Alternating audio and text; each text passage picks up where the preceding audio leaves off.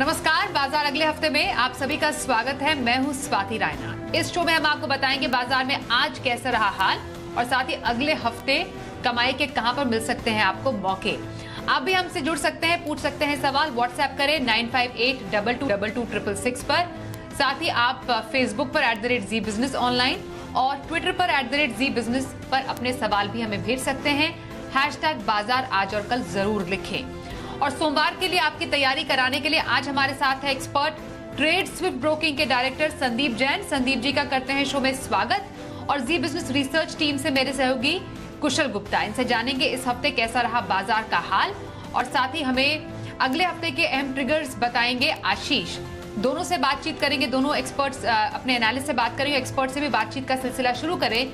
उससे पहले बाजार का आज का कारोबार कैसा रहा, जरा उस पर सबसे पहले एक नजर डाल लेते हैं।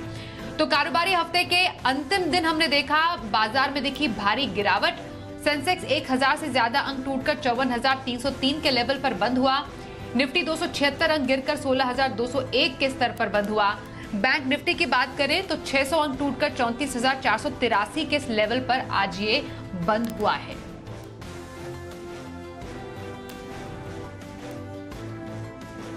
और बाजार में इस हफ्ते किन सेक्टर्स में सबसे ज्यादा एक्शन देखने को मिला, जानते हैं हमारे सहयोगी कुशल गुप्ता से। जी, तो लगातार 3 हफ्तों की तेजी के बाद बाजारों में आज हमें गिरावट देखने को मिली। इनफैक्ट अगर आप पूरे हफ्ते देखें तो यहां पर गिरावट का रुझान इस हफ्ते साफ तौर पर बना रहा। इनफैक्ट अगर आप देखें तो निफ्टी में ऑलमोस्ट 2.25% की इस हफ्ते गिरावट रही। साथ ही बैंक निफ्टी भी कमजोरी का रुझान साफ तौर पर दिखाता हुआ नजर आया। इनफैक्ट ब्रॉडर सेगमेंट को भी देखें आप तो मिड कैप और स्मॉल कैप शेयरों में भी लगभग 1.5 से 2.5% तक की कटौती हमें देखने को मिल रही थी। निफ्टी में गिरने वाले शेयरों की सूची में सबसे पहले आप देखिए श्री सीमेंट करीबन 7% लुढ़कता हुआ दिखा। वहीं एशियन पेंट्स लगातार दबाव में बना हुआ रहा। बजाज फाइनेंस, हिंडाल्को जैसे शेयरों में भी 5 से 6% तक की गिरावट रही। चढ़ने वाले शेयरों में जिस तरह से कच्चे तेल में आपको तेजी देखने को मिली, उसका क्लियर कट पॉजिटिव इंपैक्ट जितनी भी ऑयल प्रोड्यूसिंग कंपनियां हैं जिसमें ओएनजीसी शामिल है, 8-8.5% तक की तेजी थी। Bajaj auto, Apollo hospital, Maruti Suzuki समेत यहां पर अच्छी तेजी देखने को मिली। तो इनफैक्ट अगर आप गिरने वाले शेयरों की तरफ नजर डालेंगे तो यहां पर टॉप लूजर्स में हाल की लिस्टिंग जो मेड प्लस हेल्थ सर्विसेज है वहां पर 14% तक का डीप कट आया। साथ ही गुजरात गैस जैसे स्टॉक्स पर लगातार गिरावट का रुझान पूरे हफ्ते यहां पर बनता हुआ नजर आ रहा था। टॉप गेनर्स में अगेन जो स्टैंड अलोन रिफाइनर्स है, एमआरपीएल, चेन्नई पेट्रो जैसे स्टॉक्स में अच्छा रुझान, अच्छी तेजी बनी। ऑयल इंडिया में भी ऑलमोस्ट 19% का स्पाइक आपको देखने को मिला। थायरोकेयर टेक भी फोकस में रहा। सेक्टर स्पेसिफिक बात करेंगे तो आईटी स्पेस लगातार गिरावट इस हफ्ते दिखाता हुआ दिखा और टॉप लूजर निकल कर आया। करीबन 2.6% तक की गिरावट इस पूरे इंडेक्स में आपको आती हुई दिखी। मेटल स्पेस भी पीछे नहीं थे, वहां पर भी दबाव था। तो आईटी समेत मेटल काउंटर्स पर भारी बिकवाली हमें नजर आई। एनएमडीसी टॉप लूजर निकला, ऑलमोस्ट 6% तक की गिरावट यहां पर भी हमें देखने को मिली। और अंत में अगर आप बैंकिंग स्पेस की भी बात करेंगे तो वहां पर भी दबाव साफ तौर पर था, जिसमें प्राइवेट सेक्टर बैंकिंग स्पेस के जो काउंटर्स हैं वहां पर खासा दबाव पूरे हफ्ते आपको देखने को मिला। पर एक स्पेस ऐसा जहां पर अच्छी तेजी इस गिरावट के बाजार में भी आती हुई नजर आई और वो था ऑटो स्पेस। और ऑटो स्पेस में आप ऑलमोस्ट देखिए 1.25% की गेंस थे। और बजाज ऑटो जिन्होंने अपने बायबैक पर बोर्ड बैठक अनाउंस की है आज, और वहां पर अच्छी तेजी आपको पूरे हफ्ते देखने को मिली और ऑलमोस्ट 6% का स्पाइक आपको बजाज ऑटो में आता हुआ नजर आया। तो ओवरऑल स्पेसेस अगर आप देखेंगे तो आईटी और मेटल्स काफी कमजोर रहे, पर अगेन गिरावट के बाजार में स्टार परफॉर्मर ऑटो स्पेस से आई। ये तो हमने बाजार का हाल समझा इस पूरे हफ्ते का। एफआईआईज डीआईएस का डेटा भी समझते हैं क्या आया है। एफआईआईज यानी विदेशी संस्थागत निवेशकों ने कैश मार्केट में करीब 3,973 करोड़ रुपए की बिकवाली की है। तो वहीं डीआईआईज यानी घरेलू संस्थागत निवेशकों की तरफ से करीब 2,831 करोड़ रुपए की खरीदारी के आंकड़े आए हैं सामने। और हमारे साथ ट्रेड स्विफ्ट ब्रोकिंग के संदीप जैन है, उनसे करते हैं अब चर्चा की शुरुआत। संदीप जी, हफ्ते की क्लोजिंग तो बाजार ने गिरावट के साथ ही दी है। बस एक्सपायरी का दिन था जब बाजार ने अच्छा दम दिखाया था, रिकवरी दिखाई थी, उसके बाद एक बार फिर से लाल निशान में बंद हुए बाजार। क्या आने वाले दिनों में ट्रेंड आप बाजार का देख रहे हैं? नहीं, देखिए मार्केट्स नर्वस तो है, इसमें कोई दो राय नहीं है। जिस तरीके से स्टैग्नेशन की चिंता सताई जा रही है, फिर एक तरफ आपके इंटरेस्ट रेट्स बढ़ रहे हैं, तो मुझे लगता है कि थोड़ा कॉशियस रहना चाहिए। और ओवरऑल मैं काफी दिनों से काफी कॉशियस रहने की राय दे रहा हूँ और एक्सुबरेंस वो अननेसेसरली नहीं दिखाएं। और अभी मार्केट्स में अगर कोई पॉजिटिव न्यूज भी आती है कोई भी स्टॉक के लिए तो वहां पे तेजी आती नहीं है। तो आज देखिए एक एग्जाम्पल के तौर पे बजाज ऑटो इतनी बड़ी पॉजिटिव न्यूज थी फिर भी वहां पे कोई बड़ी तेजी नहीं आई। तो इसका मतलब मार्केट्स कोई भी रिस्क एक तरीके से रिस्क ऑफ, तो मुझे लगता है कि थोड़ा सा ध्यान रखें मार्केट्स में, अननेसेसरली तेजी नहीं करे। ये जरूर है कि 15,700 से लेकर 16,000 एक अच्छा सपोर्ट का रेंज है और ऊपर के लेवल्स जो है 16,700 800 क्रॉस करेगी डिसाइसिवली निफ्टी, तभी कोई बड़ी तेजी आएगी। बट मुझे लगता है कि कम से कम आने वाला ये जो कुछ सेशंस और कुछ वीक्स है वो मध्य के ही रहेंगे और बिल्कुल वेट एंड वॉच वाले मोड पे रहना चाहिए।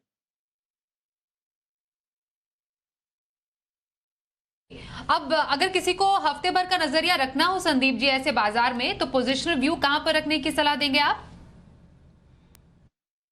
बिल्कुल देखिए, मैंने इंट्राडे के तौर पे पिछले वीक भी मैंने सेल कॉल दी थी और इस वीक भी मैं यही कहूंगा कि सेल कॉल के साथ जाना चाहिए। हालांकि कोटक महिंद्रा बैंक काफी टेक्निकली स्ट्रांग था बट वो इतना स्ट्रांग होने के बाद भी नहीं चला, तो मुझे लगता है कि बैंक्स में भी अब प्राइवेट सेक्टर बैंक्स भी परफॉर्म नहीं कर पा रहे हैं। तो कोटक महिंद्रा बैंक को अब शॉर्ट कर सकते हैं, अपने 200 डेमास के नीचे डिसाइसिवली क्लोज किया है। तो बिल्कुल इन लेवल पे 1792 के लेवल्स पे क्लोज हुआ, 1750 1730 का टारगेट लगाए और 1820 का स्टॉप लॉस लगाए। सो इंट्राडे एफएनओ पिक के तौर पे सेल कोटक बैंक और पोजिशनल पिक के तौर पे एक मैंने जनरली मेरी one of my favourite segments है जो कि अनिल जी का भी सेगमेंट काफी पॉपुलर फेवरेट रहा है, पॉलीप्लेक्स जैसे एक कंपनी है, वहां से उसी सेगमेंट में से एक कंपनी है नाहर पॉलीफिल्म्स जो कि मुझे बहुत बढ़िया लगती है, रिजल्ट्स भी बहुत बढ़िया है। तो पोजिशनल पिक के तौर पे इस स्टॉक को ले, नाहर पॉली, जो कि 387 पे क्लोज हुआ है और 430 का टारगेट लगाए और 360 का स्टॉप लॉस। ओके, तो हफ्ते भर का नजरिया नाहर पॉली में रखने की सलाह और इंट्राडे के लिए कोटक बैंक को सेल करने की राय है यहाँ पर आज हमारे एक्सपर्ट संदीप जैन की। आइए अब बढ़ते हैं आगे और लेते हैं कॉलर्स के सवाल भी और जानते हैं कि कौन से स्टॉक पर वो पूछ रहे हैं सवाल। और पहला सवाल हमारे पास आ रहा है 24 परगना से अभिजीत प्रसाद साहब का और इनका सवाल IIFL फाइनेंस पर 120 शेयर इनके पास है जिस पर इनकी खरीद है 320 की। हमने देखा कमजोर बाजार में भी शेयर 10% उछला है। दरअसल ब्लॉक डील में 25 लाख शेयरों के कई सौदे हुए हैं और खासतौर पर होम फाइनेंस में 20% हिस्सा अबू धाबी इन्वेस्टमेंट लेगी कंपनी की सब्सिडरी है IIFL होम फाइनेंस। अब मैं आपसे IIFL फाइनेंस पर राय लेना चाहूंगी संदीप जी, क्या करें स्ट्रैटेजी? नहीं, बिल्कुल आपने ऑलमोस्ट सारे रीजनिंग दे दी है कि ADIA ने बड़ी स्टेक ली है और फिर ब्लॉक डील्स हुई है और IIFL फाइनेंस अगर वैल्यूएशंस के तौर पे देखें तो बहुत सस्ता है और मैं वैसे भी होम फाइनेंस में बहुत ज्यादा बुलिश हूं। मुझे लगता है कि IIFL फाइनेंस अभी भी जिन्होंने ले रखा वो बिल्कुल होल्ड करके रखे, फ्रेश बाइंग भी करनी है। तो अगर कहीं भी अगर खराब मार्केट्स में सेंटिमेंट्स बुरे हों तो इसको 300 से 350 के रेंज में बाइंग करें। मुझे लगता है कि वैल्यूएशंस और प्रोमोटर्स बैकग्राउंड और जिस तरीके का सेगमेंट है इन सबको देखते हुए बहुत तेजी लगती है। तो बिल्कुल 400 रुपए के टारगेट्स के लिए स्टॉक को लेना चाहिए और अभी नीचे आए तो खरीदारी करनी चाहिए। ओके, तो IIFL फाइनेंस में फिलहाल बने रहने की सलाह है हमारे आज के एक्सपर्ट की। कोलकाता से संतोष चौधरी का सवाल है, 2 शेयर इनके पास, एक है बैंक ऑफ इंडिया जिस पर 1000 शेयर इनके पास है जिस पर इनकी खरीद है 35 की, और दूसरा शेयर जिस पर सवाल पूछे वो है AB कैपिटल, 500 शेयर इनके पास है जिस पर इनकी खरीद है 100 रुपए की। तो बैंक ऑफ इंडिया में तो इन्हें मुनाफा हो रहा है, गिरावट के बावजूद बैंक ऑफ इंडिया हमने देखा इस पे इन्हें तो फायदा हो रहा है। वहीं AB कैपिटल में भी हल्का फुल्का फायदा है इन्हें। AB कैपिटल फिलहाल इनके कॉस्ट प्राइस के आसपास भी है। दोनों ही शेयर पर क्या राय देंगे? देखिए, मेरी राय यही है कि बैंक ऑफ इंडिया के जगह पे ये प्रॉफिट बुक हो ही रहा है, प्रॉफिट हो रहा है तो प्रॉफिट को बुक करें। और बैंक ऑफ बड़ौदा क्योंकि बहुत बढ़िया लग रहा है, बैंक ऑफ बड़ौदा को अगर आप देखें जिस तरीके के चार्ट्स बने हुए हैं, जिस तरीके के फंडामेंटल्स है, और SBI बैंक ऑफ बड़ौदा दोनों ही बहुत मजबूत है, तो बैंक ऑफ इंडिया में थोड़ा प्रॉफिट बुक कर सकते हैं। हालांकि ये भी बहुत अट्रैक्टिव लेवल्स पे है, भी बड़ौदा टेक्निकली भी बहुत स्ट्रांग है, फंडामेंटली भी बहुत स्ट्रांग है और बड़ी बैंक है, तो वहां पे स्विच कर जाएं। और दूसरा AB कैपिटल से मैं बोलूंगा कि स्विच करके अगर, हालांकि वो भी बहुत स्ट्रांग है, स्ट्रांग पेडिग्री है, बट होल्डिंग कंपनी नेचर है, बहुत सारे सेगमेंट्स इसमें है, बहुत सारे अलग अलग वैल्यू अनलॉकिंग अपॉर्चुनिटीज भी है। तो एक तरीके से वहां पे भी अगर इनको प्रॉफिट हो रहा है तो बुक करें। और HDFC लिमिटेड जो कि बहुत करेक्ट कर रहा है, उसमें कहीं ना कहीं नीचे आए तो स्टैगर्ड वे में बाइंग करने की कोशिश करें। मुझे लगता है कि HDFC लिमिटेड पे जिस तरीके से एफआईआई सेल कर रहे हैं वो बहुत ज्यादा ऑलरेडी टूट चुका है। बट इतनी बड़ी पॉजिटिव न्यूज है कि एचडीएफसी लिमिटेड, एचडीएफसी बैंक मर्ज होंगे, तो एचडीएफसी बैंक या एचडीएफसी लिमिटेड दोनों में से कोई भी एक स्टॉक में बिल्कुल निवेश कर सकते हैं इन लेवल्स पे। ओके, तो संतोष जी दोनों ही स्टॉक से आपको मुनाफा वसूली की सलाह दे रहे हैं संदीप जी, और उसके ऑल्टरनेट भी उन्होंने बता दिए हैं। नूपुर अग्रवाल दिल्ली से सवाल पूछ रही हैं और इनका सवाल है मारुति पर। मारुति के 10 शेयर है और इनकी खरीद है इस पर 3785 की, और इन्हें शानदार मुनाफा अभी हो रहा है मारुति पर, क्या सलाह देंगे? ऐसा लगता है कि इन्होंने बहुत पहले ये स्टॉक लिया, और बहुत बड़ी बात है कि इतने समय तक इन्होंने प्रॉफिट्स देखा। And I am very bullish on the auto and auto ancillary sector, और मुझे मारुति समाव बहुत बढ़िया लगता है। अगर आप देखें लेवल्स भी तो बहुत बढ़िया है, डाउनसाइड रिस्क भी बहुत कम है, और 8000 के टारगेट्स तो बहुत आराम से आएंगे। और मुझे लगता है कि आने वाले 6 से 9 महीने में या साल भर में ये 5 फिगर्स भी दिखाएगा, जो कि पहले दिखाया था और इस पूरी तेजी में वहां तक नहीं जा पाया। तो मेरे हिसाब से इनको बिल्कुल बने रहना चाहिए, और कहीं भी गिरावट आती है तो फिर से लेना चाहिए, ऐसा मेरा मानना। मारुति सुजुकी में बने रहने की सलाह संदीप जैन की। अगला सवाल दिल्ली से पूर्णिमा ठाकुर पूछ रही हैं। इनका सवाल है बोरोसिल रिन्यूएबल पर। 800 शेयर इनके पास है, जिस पर इनकी खरीद है 300 की, और शेयर में इन्हें दोगुने से ज्यादा का मुनाफा हो रहा है। संदीप जी बताइए, बोरोसिल रिन्यूएबल पर अब इनकी स्ट्रैटेजी क्या रहे? नहीं, बिल्कुल बने रहना चाहिए। हालांकि ये मेरा जैन साहब के जेम्स का स्टॉक भी है, और ये सेक्टर मुझे बहुत बढ़िया लगता है। और ये एक तरीके से लिस्टेड स्पेस में अगर स्टैंडअलोन बेसिस पे देखें तो ये एक यूनिक बिजनेस मॉडल वाली कंपनी है। ग्लास बनाती है, सोलर ग्लास बनाती है फोटोवोल्टिक पैनल्स के लिए। तो मेरे हिसाब से बिल्कुल बने रहें। हालांकि वैल्यूएशंस वगैरह सब महंगे हैं, बट जिस तरीके की ग्रोथ कंपनी दे रही है और जिस तरीके के रिटर्न नंबर्स है, ये सब बहुत अट्रैक्टिव है। So he can continue holding it, और मुझे लगता है कि ये 750-800 के टारगेट्स खाएगा आने वाले दिन। बोरोसिल रिन्यूएबल्स में बने रहने की सलाह है हमारे एक्सपर्ट की। अगला सवाल गुरुग्राम से दिलीप कुमार साहब भेज रहे हैं। आईईएक्स पर इनका सवाल है। 500 शेयर इनके पास है, जिस पर इनकी खरीद है 250 रुपए की। आईएक्स के शेयर पर क्या स्ट्रैटेजी देंगे? फिलहाल ये है नुकसान में। हाँ, अच्छे खासे नुकसान में है, बट इस स्टॉक को देखिए, मुझे याद है कि मैं इस स्टॉक को तब दिया था जब ये 10 रुपए की फेस वैल्यू हुआ करती थी, और आज 2 रुपए की फेस वैल्यू, और तब ये 200 सवा 200 के रेंज में था, और आज ये 2 रुपए की फेस वैल्यू में ये ऑलमोस्ट उसी रेंज पे है। बट फिर भी जिस तरीके की पॉजिटिव न्यूज है, अभी कल ही एक बहुत बड़ी पॉजिटिव न्यूज इस पर्टिकुलर स्टॉक के लिए थी, और मुझे लगता है कि इतने बड़े करेक्शन के बाद अब इस स्टॉक को होल्ड करना चाहिए। हालांकि बहुत डिफिकल्ट है, क्योंकि चला भी वैसे ही है, नीचे भी आ सकता है, बट मुझे बहुत फ्यूचरिस्टिक लगता है इसका बिजनेस मॉडल। पावर सेक्टर पे मैं बहुत बुलिश हूँ, और जिस तरीके से ईवी का भी एक जो स्टोरी है उसका भी ये बेनिफिशियरी रहता है। And exchanges, overall exchange ecosystem में मैं बहुत बुलिश हूँ। तो मुझे लगता है इस स्टॉक को ले और थोड़ा लंबा समय के लिए होल्ड करें, और अवधि थोड़ी लंबी लगेगी अब, क्योंकि इतना बड़ा करेक्शन है, इतना बड़ा इनका लॉस भी है। But overall I am very confident about the business model. IEX थोड़ी लंबी अवधि के लिए होल्ड करने की सलाह संदीप जी की। अजय डामा मुंबई से सवाल पूछ रहे हैं। एचएएल पर इनका सवाल है, और 25 शेयर इनके पास है, जिस पर इनकी खरीद है 1711 रुपए की, और ये है हल्के मुनाफे पर भी बैठे हुए, ठीक ठाक मुनाफा इनको। क्या सलाह देंगे एचएएल पर? ये जरूर से हमारे चैनल को बहुत रेगुलरली फॉलो करते हैं और हमारे एनालिस्ट को बहुत फॉलो करते हैं। इस स्टॉक को मैंने भी 1200-1300 पे रेकमेंड किया। हमारे सारे ही दिग्गज पैनलिस्ट जो है, सब ने ये स्टॉक को बराबर रेकमेंड करते हुए आए हैं, और अभी भी मुझे लगता है कि जिस लेवल पे ये इतना बड़ा आउट परफॉर्मर है ये मार्केट्स में, और वैल्यूएशंस के लिहाज से बहुत सस्ता, और सरकार का डिफेंस के ऊपर बहुत बड़ा फोकस है, और ये डिफेंस सेक्टर की सबसे बड़ी लार्जेस्ट कंपनियों में से एक है। तो बिल्कुल इस स्टॉक को होल्ड करके रखें। मुझे नहीं लगता कि भी प्रॉफिट बुक करना चाहिए, बट यस, मार्केट्स में डर है। मार्केट्स में कई बार प्रॉफिट होता है तो लोग अपने जहां पे प्रॉफिट होता है उसको बुक करने की कोशिश करते हैं, बट मुझे लगता है कि ये स्टॉक आगे भी परफॉर्म कर सकता है। तो थोड़ा थोड़ा ऊपर के लेवल्स पे प्रॉफिट बुकिंग भी कर सकते हैं, बट पार्शियली प्रॉफिट बुक करें। बने रहने की राय है वैसे। एचएएल में बने रहने की राय संदीप जैन की। अगला सवाल गोवा से पूछ रहे हैं राहुल कुमार। एशियन पेंट्स पर सवाल है। एशियन पेंट्स के 250 शेयर इनके पास है, जिस पर इनकी खरीद है 3075 की। वैसे ऊंची कीमतों पर खरीदारी से प्रति शेयर इन्हें करीब 1300 रुपए का नुकसान हो रहा है। पर कमजोर बाजार में भी हमने देखा पेंट शेयरों में तेजी देखी गई। क्या करे एशियन पेंट्स में ये?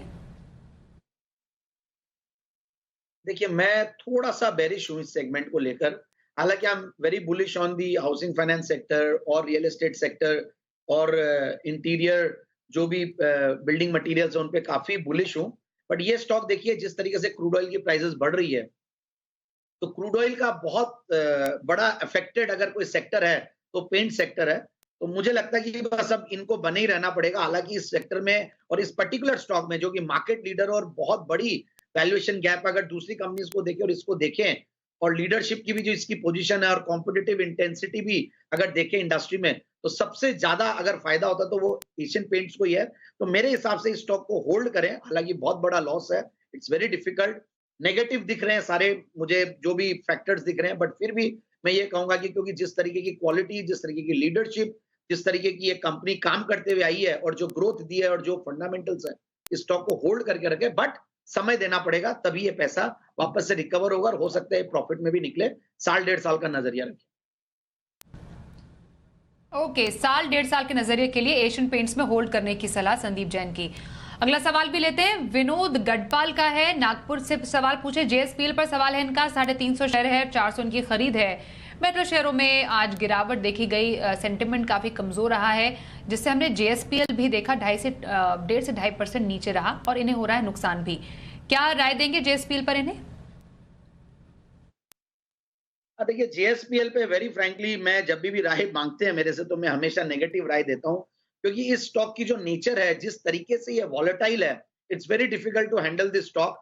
और मैं अगर स्टील में जाना चाहूंगा तो मेरे पास और भी दूसरे विकल्प है। मैं एनएमडीसी के साथ जाऊंगा। मैं कई बार मैंगनीज और की मॉइल बोल के कंपनी है उसको रेकमेंड किया, मैंने रत्नामनी मेटल्स रेकमेंड किया है। मैं माइनिंग वाले सेगमेंट में जाना चाहूंगा, उस वर्टिकल में मैं ज्यादा बुलिश रहता हूं। और फिर भी अगर इनको रहना है तो जेएसडब्ल्यू स्टील के साथ रहें, वो ज्यादा बेहतर रहेगा। और जेएसपीएल से ज्यादा बेहतर मुझे वो कंपनी लगती है। हालांकि वैल्यूएशंस के लिहाज से सब कुछ बहुत सस्ता है, बट डेट्स भी काफी कुछ है। तो मेरे हिसाब से स्विच करने की कोशिश करें टू जेएसडब्ल्यू स्टील।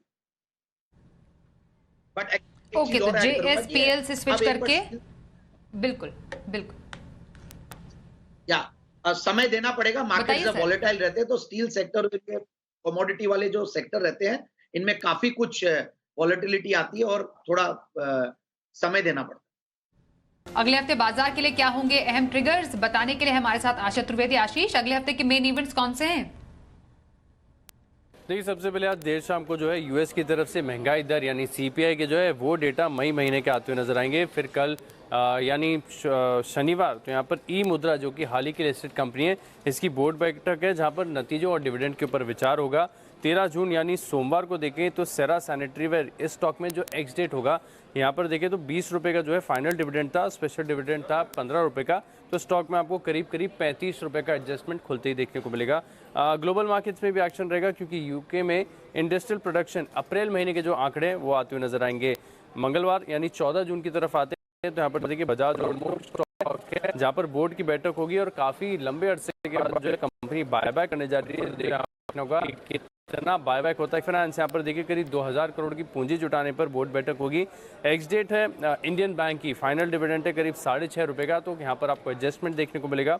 और ग्लोबल मार्केट्स में देखें तो मई के सीपीआई और डब्ल्यूपीआई के आंकड़े भारतीय बाजार के आते हुए नजर आएंगे। जापान में इंडस्ट्रियल प्रोडक्शन अप्रैल महीने का आएगा और यूरोप में देखें तो इंडस्ट्रियल प्रोडक्शन भी अप्रैल महीने का आता हुआ नजर आएगा। बुधवार 15 जून यहाँ पर देखिए ढेर सारे स्टॉक है जिनमें आपको एक्स डिविडेंड होते हुए नजर आएंगे।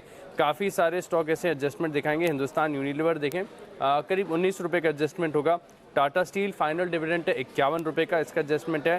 Tata chemical 12.5, Tata power, Canara bank 6.5 रुपये, सोनाटा सॉफ्टवेयर में भी देखें तो करीब 13 रुपये और टाटा एलेक्साई 42.5 रुपये का एडजस्टमेंट है वो नजर आएगा।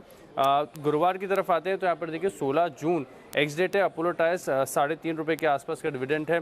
कॉस्मो फिल्म्स यहाँ पर 2 पे 1 बोनस शेयर का जो है एडजस्टमेंट आपको देखने को मिलेगा। और शुक्रवार 17 जून टेल की क्योंकि स्टॉक में आपको एक एडजस्टमेंट देखने को मिलेगा बोनस इशू के चलते, 1 शेयर पर 3 शेयर का जो इशू है वो रहेगा। और ग्लोबल मार्केट्स की बात की जाए तो यूरोप में कोर सीपीआई डेटा मई महीने के आएंगे। जापान में इंटरेस्ट रेट की पॉलिसी आएगी और यूएस में देखें तो इंडस्ट्रियल प्रोडक्शन जो मई महीने का है उसका डेटा आएगा। चलिए अब सोमवार के लिए ऑप्शन स्ट्रैटेजी जानते हैं और हमारे साथ आज ऑप्शन स्ट्रैटेजी बताने के लिए है मोतीलाल ओसवाल के चंदन तापड़िया। चंदन जी, बहुत स्वागत करते हैं आपका शो में। क्या स्ट्रैटेजी रखी जाए सोमवार को ऑप्शन में? बिल्कुल, देखिए बाजार में उठापटक जारी है, ग्लोबल मार्केट में वीकनेस है और लग रहा है कि कमजोरी बाजार में जारी रहेगी, तो सेलेक्टिव ट्रेड यहाँ पे रहेगा। निफ्टी देखे नीचे में 16,000 16,161 एक अहम सपोर्ट है और जब तक 16,350 के ऊपर नहीं टिकता बाजार में ऊपर के लेवल पे टिक पाना थोड़ा मुश्किल रहेगा। तो दो ट्रेड रहेंगे, एक बाई साइड में, एक सेल साइड में। बाई साइड में ट्रेड रहेगा वो HAL का रहेगा, हिंदुस्तान एरोनॉटिक्स लिमिटेड। काफी अच्छा प्राइस सेटअप है, कंपैरेटिव स्ट्रेंथ यहाँ पे बनी हुई है। ओवरऑल देखें तो सपोर्ट बेस बाएंगे और हर छोटे से डिप में यहाँ पे खरीदारी की है। तो HAL का 1900 का कॉल लेने की सलाह रहेगी, लगभग 60 से 64 रुपए के बीच में लें। 48 रुपए का स्टॉप लॉस लगाइए और ऊपर में 92 से 95 रुपए तक के टारगेट यहाँ पे बन सकते हैं। वहीं दूसरी तरफ बजाज फाइनेंस है जहाँ पे वीक स्ट्रक्चर है। देखें जितने भी फाइनेंशियल्स हैं या रियल एस्टेट काउंटर है उन सब में कंटिन्यूसली सेलिंग प्रेशर है और फाइनेंशियल काउंटर यहाँ पे वीकनेस बता रहे हैं। बजाज फाइनेंस कहीं ना कहीं नीचे में 5350 5400 तक के डाउन साइड बता रहा है, तो 5600 का पुट लेने की सलाह रहेगी। 150 से 160 के बीच में लें, 120 का स्टॉप लॉस और हमारा मानना है कि ये बजाज फाइनेंस गिरता हुआ नजर आएगा और ये 5600 का पुट कहीं ना कहीं 220 से लेकर 240 तक के टारगेट हासिल कर सकता है। बहुत धन्यवाद चंदन जी, सोमवार के लिए ऑप्शन की स्ट्रैटेजी आपने बताई। संदीप जी, अब लॉन्ग टर्म स्ट्रैटेजी के लिए कौन सा स्टॉक है आपकी पसंद? बिल्कुल, Atul limited one of my favourite stocks और केमिकल्स की एक दिग्गज कंपनी, लाल भाई ग्रुप की कंपनी। और ठीक है, सबसे बढ़िया बात है डाइज और डाई स्टाफ से मैंने बहुत सारे स्टॉक्स रेकमेंड किए पहले भी और उनमें से ये लीडिंग कंपनी है। क्रॉप केयर केमिकल्स में भी ये कंपनी है, तो बिल्कुल इस स्टॉक को इन लेवल्स पे लेना चाहिए। और आज देखिए, आज के ऐसे डेंजरस मार्केट में भी ये कंपनी ने आउट परफॉर्म किया है। रीजन ये है कि पहले से ही बहुत बड़ा करेक्शन भी हुआ है और जो ओवरऑल फंडामेंटल्स है अब उनको देखता हूं तो मुझे लगता है कि ये स्टॉक आगे आने वाले दिनों में जैसे मार्केट्स के सेंटिमेंट्स अच्छे होते हैं तो स्टॉक बहुत बड़ा आउट परफॉर्मेंस दे सकता है। तो आप देखिए, आज भी अगर आप देखें तो इसके रिटर्न नंबर्स बहुत बढ़िया है, 19-20 के रिटर्न ऑन कैपिटल एम्प्लॉयड पे है और जो ग्रोथ है अगर आप पिछले 3 साल की प्रॉफिट की कैगर देखें तो 12-13% के लगभग रही है। रिटर्न ऑन इक्विटी 18% के लगभग है। ऑलमोस्ट जीरो डेट कंपनी है और ऊपर के लेवल से ये स्टॉक ने करीब 10,975 के दिखाए, उसके सामने 8,147-57 पे बंद हुआ है। तो मुझे लगता है कि ये स्टॉक बहुत बढ़िया है इन लेवल्स पे लेने के लिए। और सबसे बढ़िया बात है कंपनी में जो प्रोमोटर्स का बैकग्राउंड है वो बहुत स्ट्रांग है और उसके साथ साथ FIIs DIIs भी करीब 24% के लगभग होल्ड करते, तो उससे भी बहुत बड़ा कॉन्फिडेंस आता है। तो बिल्कुल इस स्टॉक को ले आराम से 9,200 के टारगेट्स के लिए। अतुल लिमिटेड में लंबी अवधि की खरीदारी करने की सलाह दे रहे हैं संदीप जैन। बहुत धन्यवाद करेंगे संदीप जी, आप हमारे साथ आज के शो में शामिल हुए। बाजार अगले हफ्ते में बस इतना ही, रुकते हैं एक ब्रेक के लिए। देखते रहिए जी बिजनेस।